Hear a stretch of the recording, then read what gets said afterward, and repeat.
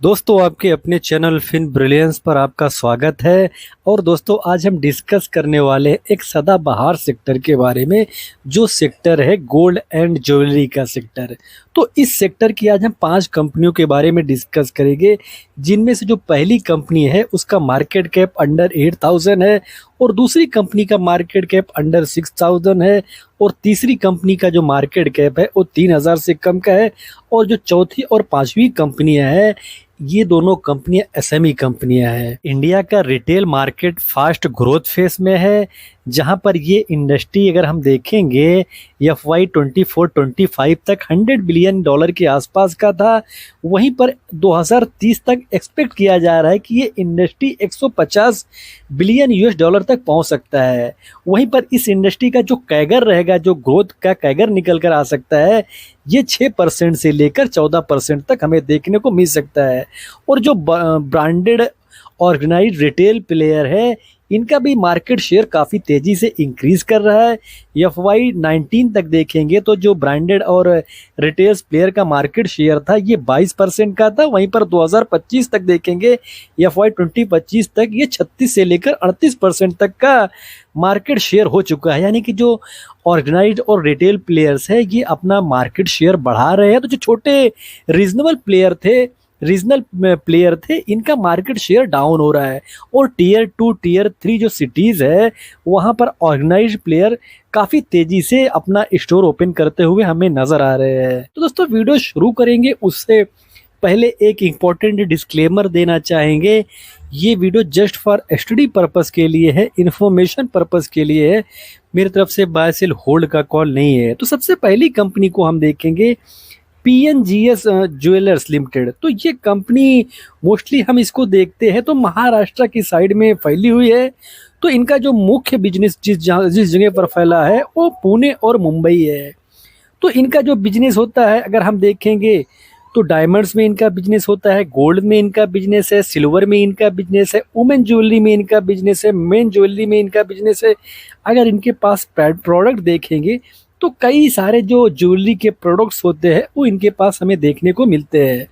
वहीं पर इनका हम सेल्स देखेंगे, जो जून 2023 तक इनका सेल्स 257 करोड़ का हुआ करता था, वही दिसंबर 2025 तक इनका सेल्स 3,303 करोड़ का हो गया। यानी कि सेल्स में काफ़ी अच्छा खासा हमें ग्रोथ देखने को मिला। वहीं पर हम नेट प्रॉफिट देखेंगे तो नेट प्रॉफिट भी 22 करोड़ से बढ़कर 171 करोड़ के आसपास हो गया। यानी कि नेट प्रॉफिट में हमें अच्छा खासा ग्रोथ देखने को मिल रहा है। मार्केट कैप कंपनी का 7,500 करोड़ का, यानी कि छोटी कंपनी है, स्मॉल कैप टाइप की कंपनी है। और टॉप से करेक्शन देखेंगे तो टॉप से अच्छे खासे करेक्शन में भी कंपनी हमें नज़र आ रही है। वहीं पर पी देखेंगे तो कंपनी का पी 20 के आसपास का है, इंडस्ट्री का पी 24 के आसपास का है। इसका मतलब ये बनता है कि कंपनी का वैल्यूएशन भी ठीक ठाक दिख रहा है, बिकॉज इंडस्ट्री के पी से निचले स्तर पर जब कंपनी खड़ी हुई हो तो उसको अच्छा खासा मतलब एक अच्छा वैल्यूएशन हम बोल सकते हैं। वहीं पर कंपनी का ROC और ROE दिखाता है कि कंपनी का जो बिजनेस है वो अच्छा खासा प्रॉफिटेबिलिटी निकाल रहा है, और पिग रेशियो के हिसाब से कंपनी अंडर वैल्यूड हो सकती है। ये भी चीज़ हमें देखने को मिल रहा है। कंपनी के पास रिजर्व देखेंगे तो आज के दौर में 1565 करोड़ का रिजर्व है। वहीं पर मार्च 2020 में देखने जाएंगे तो कंपनी के पास मात्र 132 करोड़ का रिजर्व हुआ करता था। यानी कि कंपनी का अगर हम रिजर्व देखेंगे तो लगातार बढ़ा है। कर्जा देखेंगे तो कंपनी का जो कर्जा है ये भी बढ़ा है। इसका मतलब है कि कंपनी जो अपना एक्सपेंशन कर रही है, जो अपने स्टोर ओपन कर रही है, इसके लिए इनका जो मतलब इस बिजनेस को बढ़ाने के लिए, स्टोर ओपन करने के लिए पैसा काफ़ी ज़्यादा लगता है। इस इंडस्ट्री में पैसा जलाना पड़ता है। तो कंपनी के पास जो कर्जा है, जो बोरोविंग है, ये भी हमें बढ़ता हुआ नज़र आया है। तो हम इस पर भी नज़र रख सकते हैं। प्रमोटर के पास 83% का पोजीशन है। इसका मतलब है कि कंपनी के जो प्रमोटर है उनको अपनी कंपनी पर काफ़ी ज़्यादा कॉन्फिडेंस है। बाकी FIs और DIs को देखेंगे तो छोटी सी हिस्सेदारी है। पब्लिक को देखेंगे तो 11% के आसपास का हिस्सा पब्लिक के पास है। वहीं पर हम ध्यान से देखेंगे तो पब्लिक का जो पोजीशन है वो लगातार बढ़ा है। इसका मतलब है कि कंपनी में जो मतलब जो रिटेल है वो अपना हिस्सा बढ़ाते हुए नज़र आ रहे हैं। और दूसरी कंपनी को हम देखेंगे Sky Golds and Diamonds Limited. तो इस कंपनी का जो मुख्य बिजनेस है, जो सबसे ज़्यादा बिजनेस जहाँ पर फैल रहा है, वो दोस्तों B2B में इनका बिजनेस होता है और यहीं पर सबसे ज़्यादा होता है।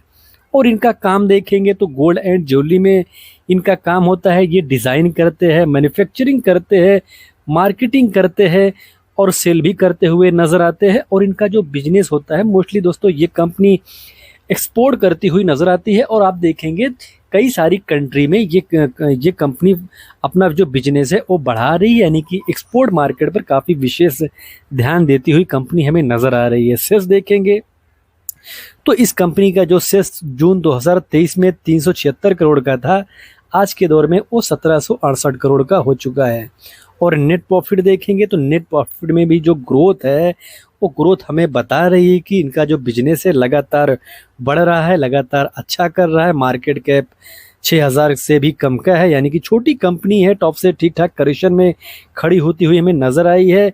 वहीं पर पी देखेंगे और इंडस्ट्री का पी देखेंगे तो लगभग एक जगह पर नज़र आ रही है, यानी कि कंपनी का जो पी है ये इंडस्ट्री के पी के आसपास खड़ी हुई आसपास ही हमें देखने को मिल रही है। और कंपनी का जो ROC और ROE है, ये हमें इंडिकेट करता है कि कंपनी का जो बिजनेस है वो अच्छे दिशा में ग्रो कर रहा है और कंपनी प्रॉफिट भी अच्छा खासा निकालती हुई नज़र आ रही है। पिग रेशियो के हिसाब से कंपनी अंडर वैल्यूड हो सकती है, बिकॉज दोस्तों जब कोई कंपनी पिग रेशियो के हिसाब से उसका अगर वो पिग रेशियो के हिसाब से 1 पर हो तो वो फेयर वैल्यूड मानी जाती है। पिग रेशियो के हिसाब से अगर 1 से कम पर हो खड़ी हुई नज़र आए तो हमें अंडर वैल्यूड देखने को मिलती है। वहीं पर अगर पिग रेशियो के हिसाब से 2 या 2, 2.5, 3 पर देखने को मिले तो वो ओवर वैल्यूड देखने को वो कंपनी मिलती है।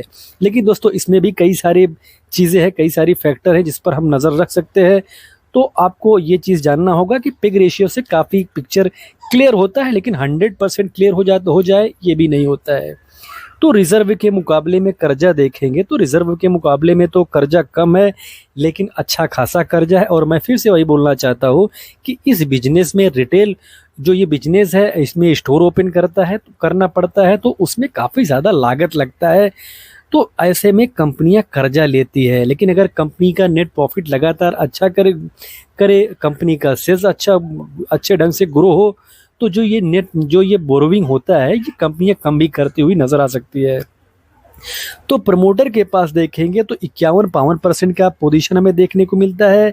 वहीं पर हम DIs को देखेंगे तो DIs के पास इस कंपनी में हिस्सेदारी बढ़ती हुई नजर आई है। ये स्ट्रॉन्ग बात बन जाती है कि इस कंपनी में जो DIs है वो अच्छा खासा अपना पोजीशन बढ़ाते हुए दिख रहे हैं। पब्लिक का देखेंगे तो पब्लिक का जो पोजीशन है ये घटा है, तो इस पर हमें नज़र रखनी चाहिए कि पब्लिक इस कंपनी में घट रहे हैं और जो DIs है इस कंपनी में बढ़ रहे हैं, तो इस पर हमें नज़र रखना चाहिए। DP आभूषण एक और इंटरेस्टिंग कंपनी जिनका बिजनेस दोस्तों इसी सेक्टर में होता है, यानी कि गोल्ड और ज्वेलरी में इनका बिजनेस है। ये काम क्या करती है तो मैन्युफैक्चरिंग करते हैं, ये सेलिंग करते हैं, ट्रेडिंग करते हैं। तो अगर आप इनको और देखेंगे तो पावर जनरेशन में भी ये अपना काम मतलब इनका एक बिजनेस और भी, ये जो पावर जनरेशन का बिजनेस है विंड मिल में ये काम करते हैं, यानी कि इनका जो बिजनेस का मॉडल है ये 2 तरीके का है। तो ये चीज़ आप ध्यान दीजिए। और ये फेमस कंपनी है, मोस्टली इनका जो बिजनेस है इंदौर भोपाल में फैला हुआ है। ये मोस्टली MP में इनका बिजनेस होता है, हालांकि इनका अगर हम देखेंगे तो उदयपुर में भी इनके स्टोर देखने को मिलते हैं। और नेट प्रॉफिट हम इस कंपनी का देखेंगे तो नेट प्रॉफिट में हमें अच्छी खासी कंसिस्टेंसी नज़र आती है। तो यहाँ पर भी इंडिकेट होता है कि जो इस कंपनी का ग्रोथ है ये अच्छा खासा हमें देखने को मिल रहा है। मार्केट कैप कंपनी का देखेंगे तो काफ़ी छोटा है और टॉप से करेक्शन देखेंगे तो टॉप से अच्छे खासे करेक्शन में भी कंपनी नज़र आ रही है। ROC ROE अच्छा खासा है तो ये एक अच्छी बात है। वहीं पर इंडस्ट्री के PE से ये कंपनी निचले स्तर पर ट्रेड कर रही है, तो यहाँ पर हमें नज़र रखना चाहिए, रिसर्च करना चाहिए, हमें स्टडी करना चाहिए। वहीं पर पिग रेशियो देखेंगे तो ग्रोथ के हिसाब से ये कंपनी मतलब फेयर वैल्यूएशन पर दिखती हुई हमें नज़र आ सकती है। तो यहाँ पर जो पिग रेशियो है वो हमें यही इंडिकेट करता है कि एक रीजनेबल प्राइस पर हमें दिख रही है, तो आपको इस पर भी रिसर्च ज़रूर करना चाहिए। रिजर्व देखेंगे तो कंपनी के पास 484 करोड़ का रिजर्व है और 212 करोड़ का कंपनी के पास कर्जा भी है, लेकिन कर्जे के मुकाबले में स्ट्रॉन्ग रिजर्व है। और प्रमोटर के पास पोजीशन देखेंगे तो लगभग लगभग 75% का पोजीशन प्रमोटर खुद ही बनाकर बैठे हुए हैं। और किसी भी कंपनी में मैक्सिमम जो पोजीशन प्रमोटर के पास होता है वो 75% ही होता है। तो उसके आसपास अगर किसी कंपनी में पोजीशन हमें देखने को मिले तो कॉन्फिडेंस तो शो करता ही है वहाँ पर। वहीं पर अगर हम देखेंगे तो 24% का पोजीशन पब्लिक के पास भी है, यानी कि जो मोस्टली हिस्सा है वो प्रमोटर और पब्लिक के पास ही है। तो मोस्टली क्या आप इसमें देखेंगे तो ना के बराबर एफआईज है, डीआईज तो है नहीं। तो पूरी तरीके से जो पब्लिक है, जो प्रमोटर है, इनके पास ही हमें हिस्सा देखने को मिलता है। तो दोस्तों चौथी और पांचवी कंपनी को देखेंगे उससे पहले एक इम्पॉर्टेंट डिस्क्लेमर देना चाहेंगे कि दोस्तों ये दोनों कंपनियां एसएमई कंपनियां हैं और एसएमई कंपनियों में रिस्क भी ज़्यादा होता है। तो आप इन कंपनियों पर रिसर्च कीजिए, आप मेरे वीडियो से इन्फ्लुएंस होकर कोई भी डिसीजन ना लीजिए। और दोस्तों अगर आपको वीडियो इन्फॉर्मेटिव लग रहा है तो चैनल को सब्सक्राइब जरूर कीजिए। अगली कंपनी दोस्तों खजांची ज्वेलर्स है और इनका हम बिजनेस देखते हैं तो क्या काम करती है। तो ये भी कंपनी ज्वेलरी सेक्टर में ही काम करती है, बाइंग सेलिंग में इनका कारोबार है। जैसे आप देखेंगे जो गोल्ड के ऑर्नामेंट्स होते हैं, जो गोल्ड और सिल्वर के बुलियन होते हैं, अब ये बोलोगे तो क्या है, तो जो सिक्के होते हैं ना गोल्ड और डायमंड के जो सिक्के होते हैं उसमें भी दोस्तों इनका कारोबार है। तो ये कंपनी इनका जो हेड क्वार्टर है ये चेन्नई में है। तो इंटरेस्टिंग बिजनेस नज़र आता है और छोटी कंपनी है, एसएमई कंपनी है, लेकिन जो कंपनी का ग्रोथ है उस ग्रोथ में हमें विजिबिलिटी नज़र आती है। तो हम इस कंपनी पर रिसर्च कर सकते हैं। 2000 करोड़ के से कम का मार्केट कैप है, यानी कि छोटा मार्केट कैप है, तो रिस्क भी काफ़ी ज़्यादा है। वहीं पर टॉप से देखेंगे तो टॉप से करेक्शन है, लेकिन बहुत ज़्यादा हमें करेक्शन देखने को नहीं मिल रही है। और उसके पीछे का रीज़न भी दोस्तों यही है कि कंपनी का जो नेट प्रॉफिट है लगातार अच्छा किया है, जो ग्रोथ है, जो नेट प्रॉफिट में कंसिस्टेंसी है, उसका रिफ्लेक्शन हमें यहाँ पर देखने को मिल रहा है। आरओसी और आरओई देखेंगे तो हमें ठीक ठाक देखने को मिलता है। और इसका पी देखेंगे और इंडस्ट्री का पी देखेंगे तो एक जगह पर हमें देखने को मिल रहा है। इसका मतलब है कि इंडस्ट्री के पी से के आसपास कंपनी काम कर रही है। पिग रेशियो के हिसाब से कंपनी हमें अंडर वैल्यूड देखने को मिल रही है, लेकिन दोस्तों पिग रेशियो पर भी आप 100% विश्वास नहीं कर सकते हो। और भी फैक्टर होते हैं जिस पर आपको रिसर्च ज़रूर करनी चाहिए। रिजर्व के मुकाबले में कर्जा देखेंगे तो रिजर्व के मुकाबले में कर्जा कम है, तो ये कंपनी के लिए स्ट्रॉन्ग पॉइंट बन जाता है। और खास करके छोटी कंपनी हो, एसएमई कंपनी हो, अगर उसके पास कर्जा कम है, रिजर्व ज़्यादा है, तो ये मजबूत पक्ष उसके लिए तो बन ही जाता है। वहीं पर प्रमोटर के पास देखेंगे तो बड़ा पोजीशन हमें देखने को मिलता है। और पब्लिक के पास देखेंगे 23% का पोजीशन पब्लिक के पास है। और एफआई डीआईज को देखेंगे तो छोटी सी हिस्सेदारी डीआईज के पास है, यानी कि जो मोस्टली हिस्सा है यहाँ पर भी प्रमोटर और पब्लिक के पास ही देखने को मिल रहा है। और अगली कंपनी को देखेंगे उत्सव सीजे गोल्ड्स ज्वेल्स लिमिटेड। तो इस कंपनी का बिजनेस देखेंगे तो इसका बिजनेस जो ज्वेलरी का है, गोल्ड का जो डायमंड का ज्वेलरी का बिजनेस है, उसमें ये कंपनी काम करती है। और इनका डिजाइनिंग में भी देखेंगे, इसमें भी ये कंपनी काम करती है। अगर हम इनका नेट प्रॉफिट देखेंगे तो सितंबर 2023 में इस कंपनी का जो सेल्स 156 करोड़ का हुआ करता था, आज के दौर में वो बढ़कर 475 करोड़ का है, यानी कि सेल्स में हमें ग्रोथ देखने को मिल रहा है। अगर हम नेट प्रॉफिट देखेंगे तो नेट प्रॉफिट जो सितंबर 2023 में 7 करोड़ का था, वो सितंबर 2025 में 29 करोड़ का हो गया, यानी कि नेट प्रॉफिट में भी हमें ग्रोथ देखने को मिल रहा है। छोटी कंपनी है लेकिन नेट प्रॉफिट में अच्छा खासा हमें कंसिस्टेंसी देखने को मिल रही है। मार्केट कैप देखेंगे तो 485 करोड़ का है। इंडस्ट्री के पी से काफ़ी निचले स्तर पर कंपनी का वैल्यूएशन दिख रहा है, पी दिख रहा है, तो हम इस पर रिसर्च कर सकते हैं। आरओसी आरओई हमें इसका भी काफ़ी अच्छा खासा नज़र आ रहा है। टॉप से अच्छे खासे करेक्शन में भी कंपनी खड़ी हुई हमें दिखती है। और इस कंपनी का पिग रेशियो देखेंगे तो पिग रेशियो के हिसाब से कंपनी अंडर वैल्यूड हो सकती है। और रिजर्व के मुकाबले में कर्जा देखेंगे तो छोटी कंपनी है, लेकिन उसके मुकाबले में रिजर्व के मुकाबले में कर्जा ज़्यादा है, तो ये रिस्क का फैक्टर है। लेकिन दोस्तों ये बिजनेस ऐसा है कि यहाँ पर कर्जा लेना पड़ता है, बिकॉज स्टोर ओपन करने के लिए काफ़ी खर्चा करना पड़ता है। प्रमोटर के पास 69% का पोजीशन, यानी कि काफ़ी स्ट्रॉन्ग पोजीशन यहाँ पर प्रमोटर ने बनाकर रखा हुआ है, अच्छी बात है। पब्लिक के पास देखेंगे तो 29% का शेयर है, लेकिन ध्यान देने वाली बात यह है पब्लिक की तरफ से लगातार इस कंपनी में पोजीशन बढ़ा है, तो ये थोड़ा सा रिस्क वाला फैक्टर बनता है।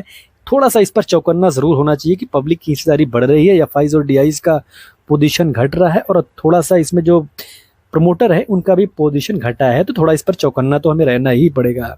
तो दोस्तों इनमें से आपकी फेवरेट कंपनी कौन सी है तो कमेंट बॉक्स में लिखकर ज़रूर बताएं। तो दोस्तों वीडियो डिस्क्लोज करेंगे उससे पहले एक इंपॉर्टेंट डिस्क्लेमर देना चाहेंगे। I am not SEBI registered advisor. कुछ भी सेल करते हो उससे पहले अपने फाइनेंशियल एडवाइजर से बात करो, डिस्कस करो, सलाह करो। दोस्तों देने की कॉल लो। आपको वीडियो इन्फॉर्मेटिव हो लगी हो तो वीडियो को लाइक कमेंट शेयर करो, सब्सक्राइब करो। मिलते हैं किसी नए वीडियो में और इंटरेस्टिंग और इन्फॉर्मेटिव टॉपिक के साथ। तब तक के लिए हैप्पी इन्वेस्टिंग।